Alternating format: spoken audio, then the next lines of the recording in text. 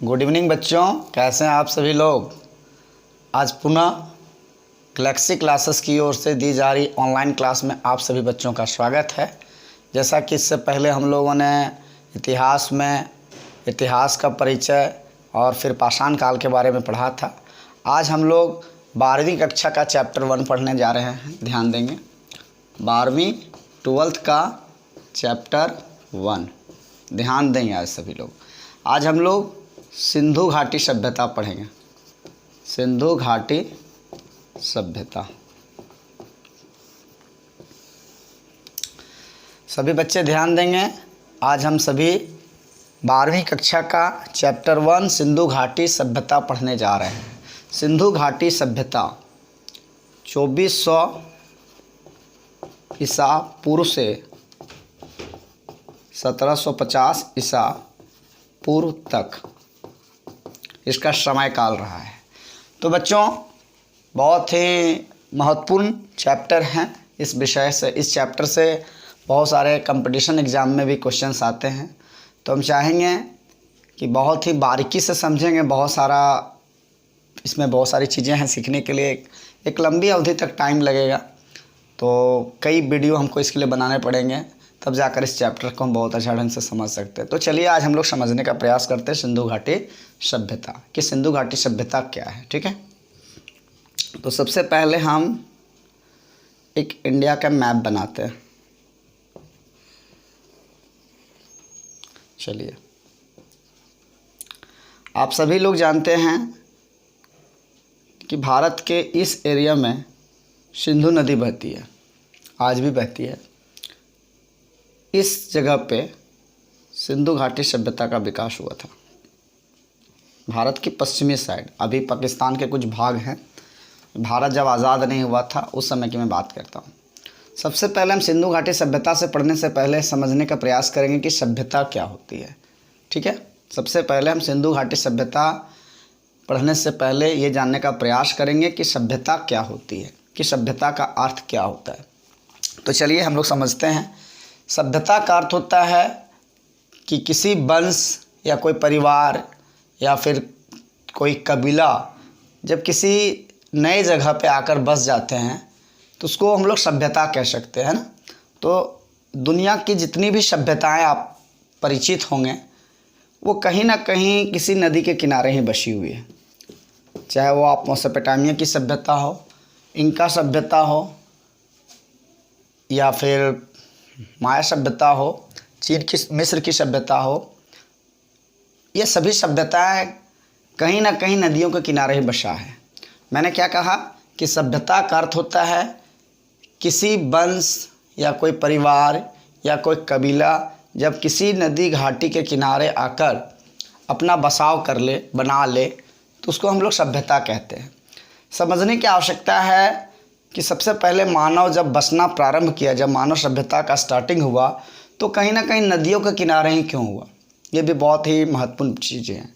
तो समझने के लिए हम लोग को समझना होगा कि नदी जहाँ पे पानी अवेलेबल होता है ना, पानी एक मुख्य स्रोत होता है नदी के पास। तो मानव जो सबसे पहले बसा, आप सभी लोगों को मैं पहले भी बताया था कि हम लोग एक प्रकार के आदि मानव जो थे वो घुमक्कड़ प्रवृत्ति के थे।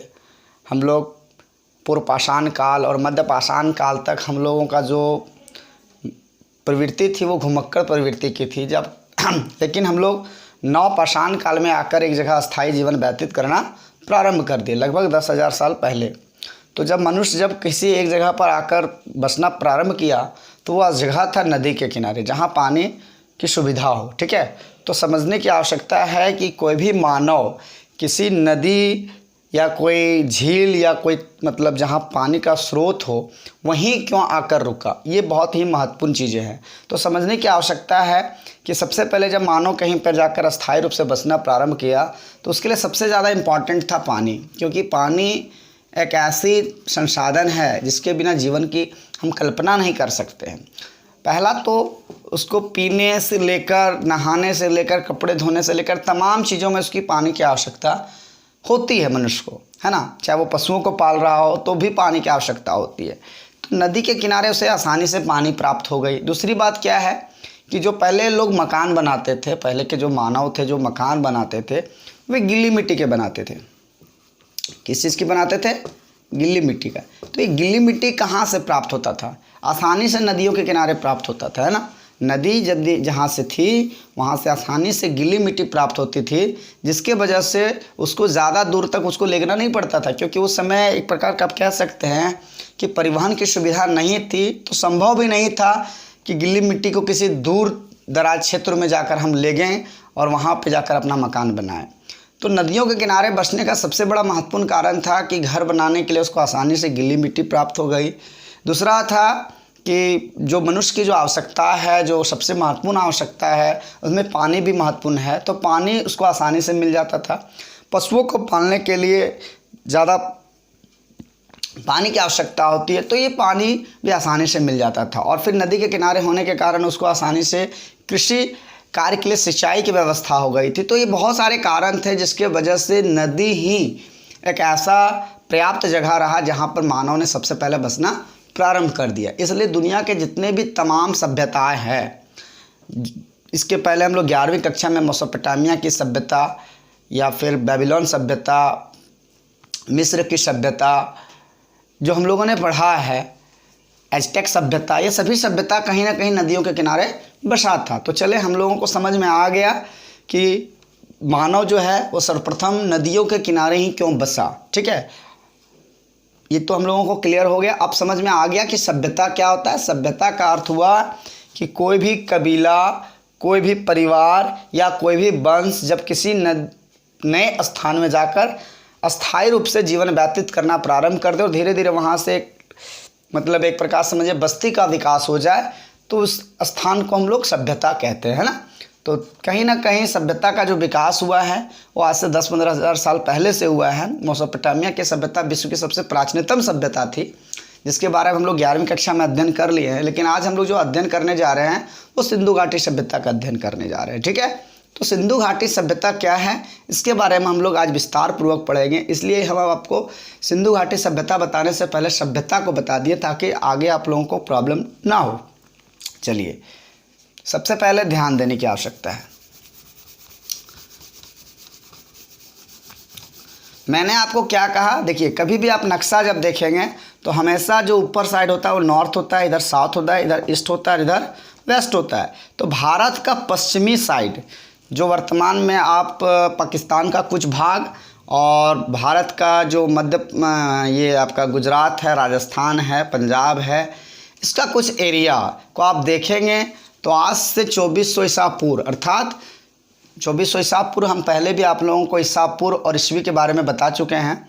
इसका मतलब हुआ कि आज से लगभग 4400 साल पहले, है ना, 4400 साल पहले भारत के पश्चिमी दिशा की ओर जो सिंधु नदी है, इस जगह पे कुछ लोग आकर बस गए, है ना। मैंने पहले भी कहा कि सिंधु नदी के किनारे आकर बसे हुए थे। इसको हम लोग सिंधु घाटी सभ्यता के नाम से जानते हैं।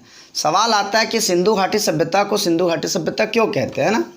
तो सिंधु नदी के किनारे ये बसा था, ये जो सभ्यता था वो कहाँ बसा हुआ था? सिंधु नदी के किनारे बसा हुआ था। इसलिए सभ्यता को हम लोग किस नाम से जानते हैं? सिंधु घाटी सभ्यता के नाम से जानते हैं। इसका एक और नाम है हड़प्पा सभ्यता। सिंधु घाटी सभ्यता का एक और नाम क्या है? हड़प्पा सभ्यता। इसके बारे में भी हम लोग जानने का प्रयास करेंगे कि सिंधु घाटी सभ्यता को हड़प्पा सभ्यता क्यों कहते हैं। ठीक है, तो चलिए सबसे पहले जानिए कि सिंधु घाटी सभ्यता आज से लगभग 4400 साल पहले की सभ्यता थी, लेकिन उसकी जो जानकारी प्राप्त हुई वो लगभग आज से 100 साल पहले हुई। सबसे पहले क्या है कि इस जगह पे मैं बता देना चाहता हूँ, एक एरिया था यहाँ पे कराची से लाहौर, पाकिस्तान का, है ना। यहाँ पे सर्वप्रथम कनिंघम का आप लोग नाम सुने होंगे, कनिंघम। ठीक है, कनिंघम जो थे इन्होंने अनुभव किया, इस एरिया के आसपास उन्होंने अनुभव किया कि कुछ लोग जो हैं वो अपने घर बनाने के लिए जो ईंटों का प्रयोग कर रहे हैं वो खरीद नहीं रहे हैं बल्कि इस जगह से पा रहे हैं, मतलब खोद के निकाल रहे हैं, खुदाई के द्वारा उसको कोड़ रहे हैं और उन चीज़ को निकाल रहे हैं। तो इन्होंने इस पर ध्यान आकर्षित किया, लेकिन क्या होता है कि बहुत से ज़्यादा इन्होंने इस पर ध्यान नहीं दिया। लोग ऐसे करते रहे, अपने मकान बनाने के लिए इस एरिया से अपना ईंटा खोद के निकालते रहे और अपना घर मकान बनाते रहे, लेकिन ज़्यादा ध्यान इधर नहीं गया। लेकिन कहते हैं कि भारत में 1853 से लेकर 1856 के बीच में बात करता हूँ, 1853 से 1856 वह समय था जब भारत में रेलवे लाइन बिछाई जा रही थी। तो जब रेलवे लाइन बिछाई जा रही थी इस एरिया में, यहाँ पे कराची से लाहौर के बीच, तो जब उसकी खुदाई चल रही थी तो उस समय भारत में क्या है कि उस समय जो मतलब हाँ, जब खुदाई चल रही थी तो इस समय देखा गया कि बहुत सारे ईंटें निकल रहे हैं। जब खुदाई हो रही थी तो बहुत सारे ईंटें, पत्थर या तो बहुत सारे पुरातात्विक चीज़ें खुदाई के दौरान निकल रहा था, क्योंकि उस दरमियान देखा कि उसके अंदर मकान है। तो ऐसा अनुभव किया गया। ठीक है, बाद में क्या हुआ कि उस समय पता तो चला लेकिन उतना ध्यान लोगों को नहीं गया, चलता रहा काम। लेकिन सर्वप्रथम कहते हैं कि 1921 में, ठीक है, दयाराम साहनी के द्वारा इस एरिया का देखरेख शुरू हुआ और खुदाई की गई, है ना। क्या की गई? खुदाई। वो जगह था हड़प्पा, यानी सर्वप्रथम इस सभ्यता में जिस जगह का खुदाई की गई वो हड़प्पा थी। हड़प्पा सभ्यता का सर्वप्रथम यहाँ पे खुदाई किया गया। किसने किया? दयाराम साहनी के द्वारा। दयाराम साहनी के द्वारा 1921 ईस्वी में हड़प्पा नगर की खोज हुई खुदाई के दौरान। उसके बाद 1 साल के बाद पुनः 1922 में आर.डी. बनर्जी ने यहाँ पे मोहनजोदड़ो नामक नगर की खोज किया। मतलब यहाँ पे जब खुदाई हो रही थी तो सर्वप्रथम यहाँ पे हड़प्पा नगर का प्राप्त जानकारी हुई। उसके बाद फिर 1 साल के बाद मोहनजोदड़ो नगर की जानकारी हुई। ऐसे लगभग 1921 से लेकर यदि हम देखते हैं आज़ादी तक, 1947 तक, 1921 से 1947 तक, तो लगभग हम कह सकते हैं ना कि 40 शहरों को यहाँ पे खुदाई के दौरान प्राप्त किया गया, जिसमें से इसमें आपके मोहनजोदड़ो, हड़प्पा, कालीबंगा, लोथड़, रोपड़,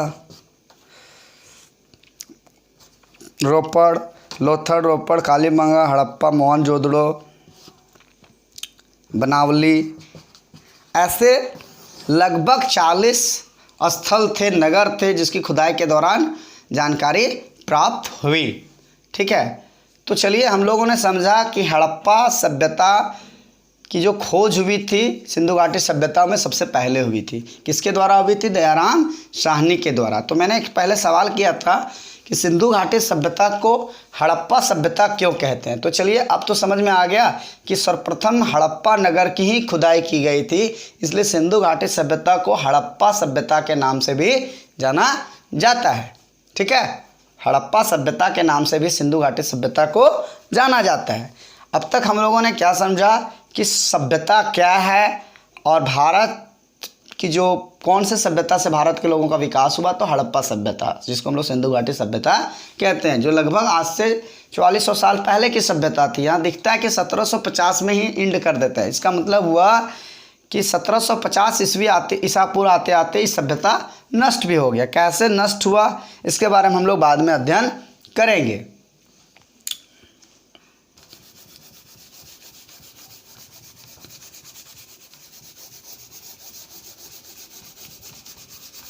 ध्यान देने की ज़रूरत है।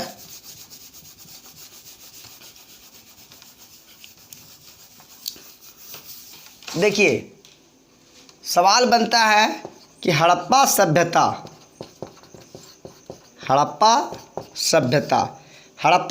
तो हम लोगों को समझ में आ गया कि हाँ कैसे इसकी खुदाई की गई थी, कैसे जानकारी थी। अब हम लोग इसके बारे में एक एक करके जानेंगे कि हड़प्पा सभ्यता के लोग का मकान कैसा था, इन लोगों का रहन सहन कैसा था, खान पान कैसा था, इस बारे में हम लोग एक एक करके बारीकी से जानने का प्रयास करेंगे। ठीक है, तो सर्वप्रथम देखिए हड़प्पा सभ्यता के सामाजिक जीवन, सामाजिक दशा, है ना।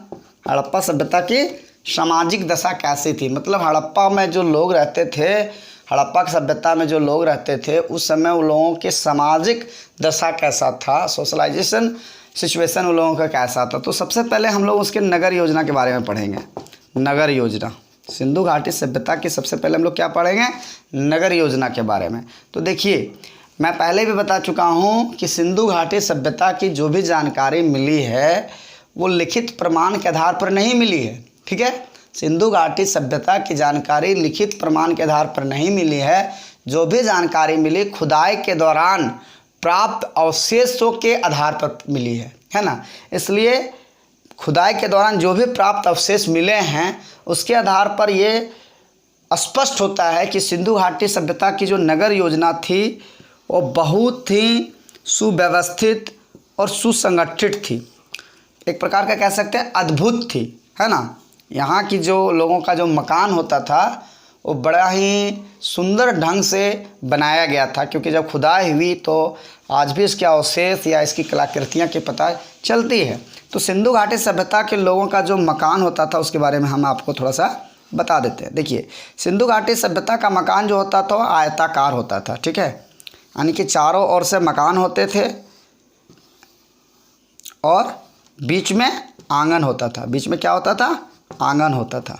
ठीक है, चारों ओर से मकान होते थे और बीच में आंगन होता था। आज आप भी गांव में जाएंगे तो इस तरह के मकान आपको देखने को मिल सकता है।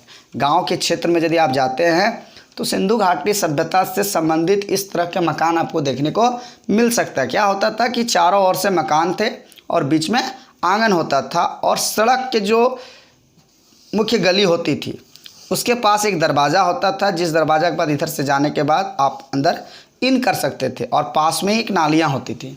ठीक है, क्या होती थी, नाली होती थी जो कि सड़क के मुख्य नाली से मिली होती थी। मैंने क्या कहा कि सिंधु घाटी सभ्यता की जो नगर थी वो बड़ा ही सुव्यवस्थित ढंग से सजाया गया था। वहाँ के लोगों ने जो मकान बनाए अपने अपने वो बड़ा ही मतलब व्यवस्थित ढंग से बनाने का प्रयास किया था, जिसकी जानकारी हम लोगों को खुदाई के दौरान मिली। कहा गया कि इनके जो मकान होते थे वो चारों ओर से होते थे और बीच में आंगन होता था और पास में एक दरवाज़ा होता था जिससे लोग अंदर जाते थे और इस दरवाजे के पास ही एक नाली होती थी जो सड़क के मुख्य नाली से मिली होती थी। जैसे मान लीजिए यहाँ पे सड़क है, ठीक है, तो सड़क के किनारे जो नाली होती थी वो ये नाली, घर का नाली सड़क के मुख्य नाली से मिली होती थी। खुदाई के दौरान ये भी पता चला है, खुदाई के दौरान ये भी पता चला है कि जिन लोगों को नाली जो होता था उसके ऊपर ढक्कन लगा होता था।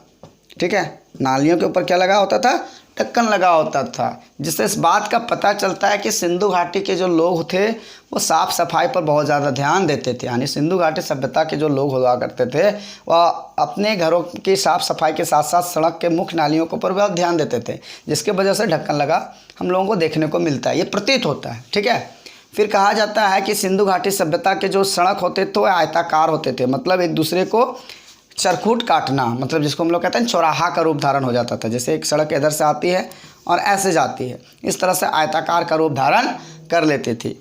एक चीज़ और मैं बता देता हूँ कि सिंधु घाटी सभ्यता की जब खुदाई हो रही थी तो नगर में एक विशाल स्नानागार भी मिला था, जिसके बारे में हम लोग आगे का वीडियो में बताएंगे कि विशाल स्नानागार कैसा था, इसकी क्या खासियत थी, इसके बारे में हम लोग बाद में चर्चा करेंगे। तो अभी हम लोग ने क्या चर्चा किया, नगर योजना के बारे में, है ना, कि जो लोगों का जो मकान होते थे वो चारों ओर से मतलब घर होता था और बीच में आंगन होता था और फिर आंगन के बीच एक नाली होती थी जो सड़क के मुख्य नाली से जुड़ी होती थी और नालियों के ऊपर ढक्कन लगा होता था, जिससे इस बात का हम लोग अंदाज़ा लगा सकते हैं या फील होता है हम लोगों को कि इसके ऊपर नालियों का मतलब हुआ, ढक्कन का मतलब हुआ कि साफ़ सफाई पर विशेष ध्यान देते थे। ठीक है, तो ये हुआ सिंधु घाटी सभ्यता के लोगों का नगर योजना। तो सामाजिक दशा में पहला जो बिंदु हम लोग पढ़े हैं वो नगर योजना पढ़ें कि लोगों का नगर कैसा था। ठीक है, आगे हम लोगों को और समझने की ज़रूरत है कि हम लोग क्या पढ़ेंगे नगर योजना के बाद।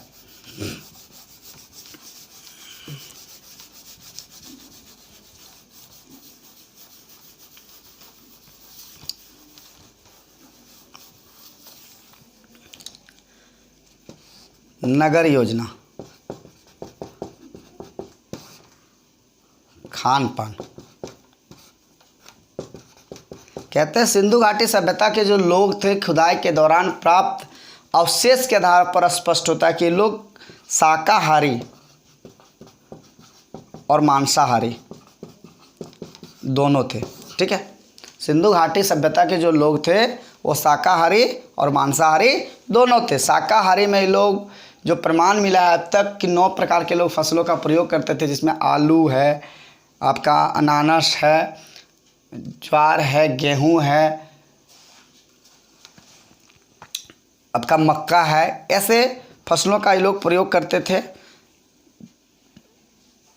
फिर मांसाहारी में लोग मांस, मछली, अंडे आदि चीज़ों का प्रयोग करते थे। ठीक है, तो कहने का मतलब है कि ये लोग शाकाहारी और मांसाहारी दोनों थे।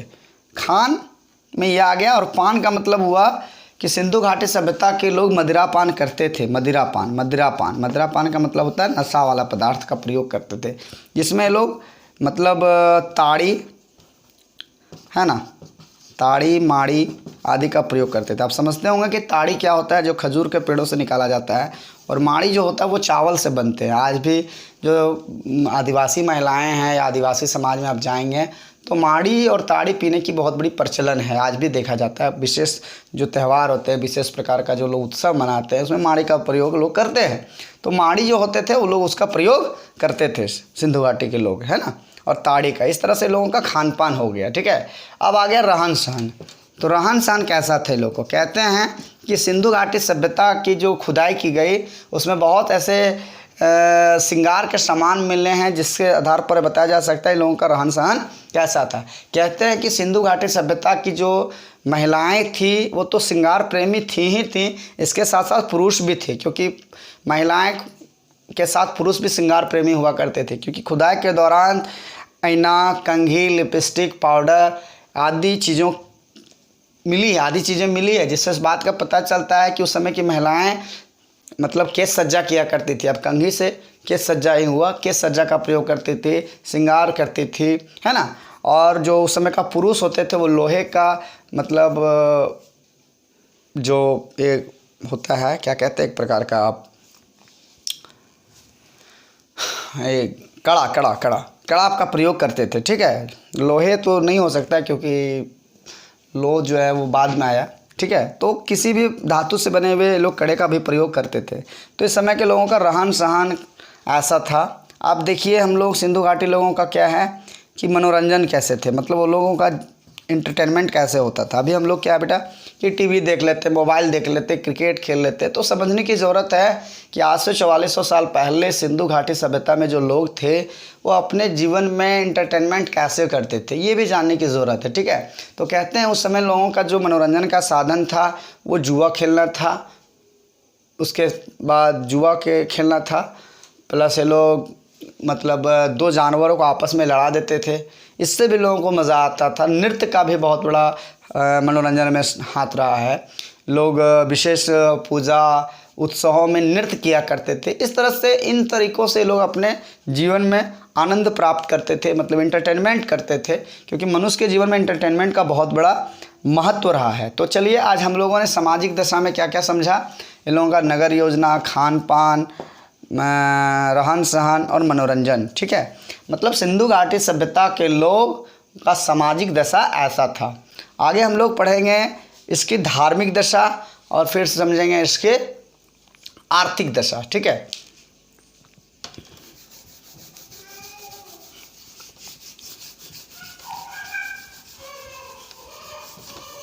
देखिए सिंधु घाटी सभ्यता की अभी हम 3 चीज़ें बता रहे हैं, सामाजिक दशा,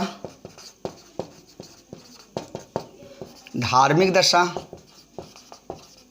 और आर्थिक दशा। इसमें राजनीतिक दशा भी हम बताएंगे आप लोगों को, लेकिन अगले वीडियो में बताएंगे। सामाजिक दशा में तो मैंने बता दिया कि लोगों का नगर योजना कैसा था, मतलब अपने घर मकान कैसे बनाते थे, लोगों का खान पान कैसा था, लोगों का रहन सहन कैसा था, लोगों का पहनावा कैसा था, लोगों का मनोरंजन कैसा था, लोग कैसे मनोरंजन करते थे, तो ये सभी हैं सामाजिक दशा। अब सवाल आता है कि लोगों का धार्मिक दशा कैसी थी, मतलब लोग भगवान का पूजा करते थे या नहीं करते थे, तो करते थे कैसे करते थे, ठीक है। तो चूँकि हम पहले भी बता चुके हैं कि सिंधु घाटी सभ्यता की जो भी जानकारी हम लोगों को मिली है वो खुदाई के दौरान प्राप्त अवशेषों से ही मिली है, मतलब इसमें किसी भी प्रकार का हमें लिखित प्रमाण नहीं मिला है। तो जो भी समझना होगा वो खुदाई के दौरान प्राप्त अवशेषों के आधार पे ही हम लोगों को समझना होगा। तो कहते हैं कि सिंधु घाटी सभ्यता की जब खुदाई हो रही थी तो वहाँ पे मातृ देवी की मूर्ति मिली है ना। मातृ देवी मतलब हिंदू धर्म में क्या है कि मातृ स्वरूपा जो देवी होती है उसकी मूर्ति मिली है ना। और कहते हैं कि जो ये मूर्ति थी पूरी नग्न अवस्था में थी और सरों पे नर मुंडों की माला थी। तो कहते हैं कि खुदाई के दौरान प्राप्त अवशेषों के आधार पर स्पष्ट होता है कि जो खुदाई के दौरान इनको मिली है वो एक मातृ देवी की मूर्ति मिली है, मातृ देवी की मूर्ति मिली है। जैसे आप एक फिल्म थे क्या कहते हैं कर्ण अर्जुन, उसमें आप देखेंगे तो जब फिल्म में आप देखेंगे कि वहाँ पे एक मंदिर में मातृ देवी की मूर्ति दिखाई दी गई और नर मुंडों की माला थी, ऐसी छवि की मूर्ति मिली है, जिससे इस बात का पता चलता है कि इस समय के जो लोग थे वो मातृ देवी की पूजा करते थे ना। और मातृ देवी की जो गले में नर मुंडों की माला मिली है, इससे इस बात का आभास होता है कि समय के जो लोग थे वो भगवान को खुश करने के लिए, मतलब अपनी मातृ देवी को खुश करने के लिए नरों की बलि दिया करते थे, ठीक है। तो यहाँ इस सभ्यता में खुदाई के दौरान मंदिर का कोई प्रमाण नहीं मिला है, मतलब जहाँ पे मूर्ति थी वहाँ पे किसी भी प्रकार के कोई मंदिर नहीं मिले, इसलिए स्पष्ट कह पाना मुश्किल है कि सिंधु घाटी के लोग भगवान को मंदिर में रखते, मतलब मंदिर थी या नहीं थी, मंदिर का कोई जिक्र नहीं मिलता है, ठीक है। लेकिन इतना ज़रूर है कि सिंधु घाटी के जो लोग थे वो मातृ देवी की पूजा करते थे और इस भगवान को खुश करने के लिए ये लोग नर की बलि दिया करते थे, क्योंकि इन मातृ देवी की मूर्ति के गले में नर मुंडों की माला मिली है। और फिर खुदाई के दौरान क्या मिला है, ताबीज़ मिली है, ताबीज़ मिली है, जिससे इस बात का पता चलता है कि इस समय के लोग अंधविश्वासी थे और ये लोग भूत प्रेत पर भी भरोसा करते थे। यदि लोगों को सर में दर्द होता था या किसी प्रकार की बीमारी होती थी तो ये लोग ओझा गुनी के पास जाया करते थे। तो कहीं ना कहीं इस बात का जिक्र मिलता है। और खुदाई के दौरान क्या प्राप्त हुआ है कि लोगों का जहाँ पे दफनाया जाता था शवगृह, वहाँ पे दैनिक ज़रूरतों की चीज़ों को भी देखा गया है। दैनिक ज़रूरत का मतलब जो डेली यूज़ होता है, जिसमें आपका आईना, कंघी, चप्पल या फिर अनाज कुछ होते हैं। इससे इस बात का पता चलता है कि ये लोग जीवन के बाद अर्थात मृत्यु के बाद में भी भरोसा रखते थे, मृत्यु के बाद के जीवन पर भरोसा रखते थे। इसीलिए लोग मरने के बाद भी उस जगह पे दफनाने के समय क्या है कि मतलब दैनिक ज़रूरतों की चीज़ों को दे दिया करते थे। इससे इस बात का पता चलता है कि ये लोग मातृ देवी की पूजा के साथ साथ अंधविश्वासी थे, नरबली देते थे और ये लोग भूत प्रेत में विश्वास करते थे। ज़रूरत पड़ने पर लोग ओझा गुनी के पास जाया करते थे। तो चलिए हम लोग सामाजिक दशा और धार्मिक दशा के बारे में जान गए। अब हम लोग को जानना है आर्थिक दशा। देखिए सिंधु घाटी सभ्यता की जो आर्थिक दशा थी, जो इकोनॉमिक कंडीशन था, वो 3 तरीके से ये लोग खेती करते थे, है ना।